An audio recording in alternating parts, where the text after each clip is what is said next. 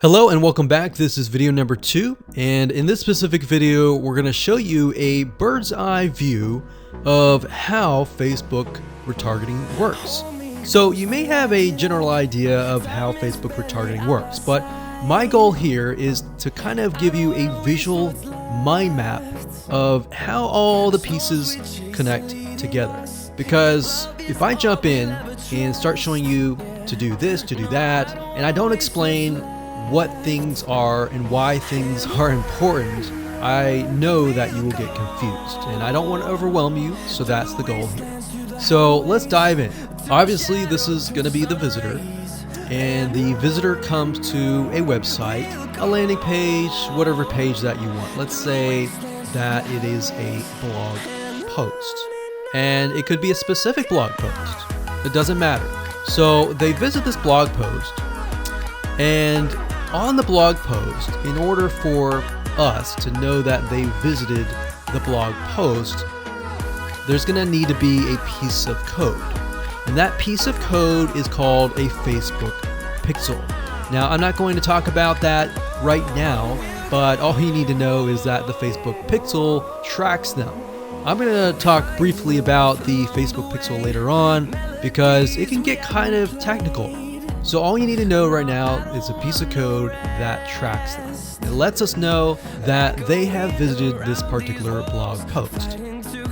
Now, bear in mind that if you want to learn how to set things up with different scenarios, what do you do with an opt-in page? Or what do you do when you're trying to get somebody to fill out a form? Or what do you do when you're trying to sell a product? Well, I'm going to talk about different real-life examples in the next video. Alright, so just keep that in mind. Let's just talk about the basics.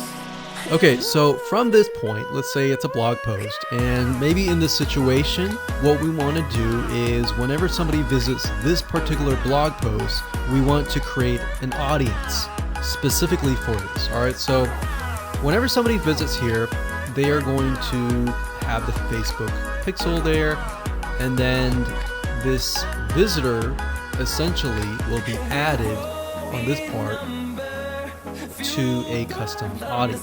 Alright, and don't worry, we're going to explain all of this later on. Now, this custom audience is going to allow us to say, okay, anybody who visits this page is now added to this audience here. Now, why do you need an audience? Well, you need an audience because when it comes to trying to put ads up, so let's put this up, let's do a Facebook ad.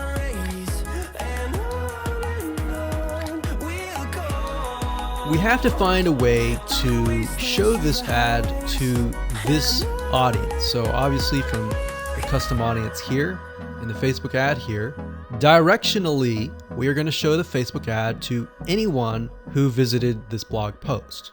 So this is a very, very basic Facebook retargeting.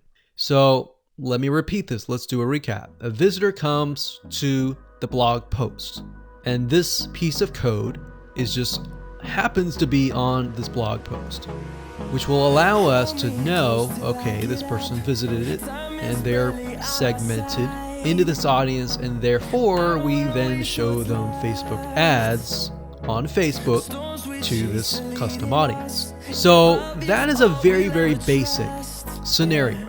Now, it can get a little bit more tedious if you add more things like email opt-ins or everything else like that. But I just want to start with the basics. We'll talk about more about real-life examples in the next video. Now, what you will need to learn is the Facebook pixel.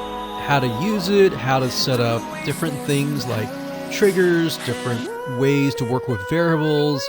And the Facebook pixel is just more than a piece of code. It can track when somebody visits a page. It can track when somebody buys a product. It can track when somebody opts in. So in other words, if you want to know if a conversion happened, then you will need the Facebook pixel again. So the Facebook pixel is essentially a piece of code that is on your whole website, and based upon where they land, where they convert, it is all recorded. So we'll talk more about that later on, but let's move on to the next video, and I'm going to give you some real life examples and real life scenarios. We're going to show you different mind maps for different scenarios so that you have an idea of kind of how things work.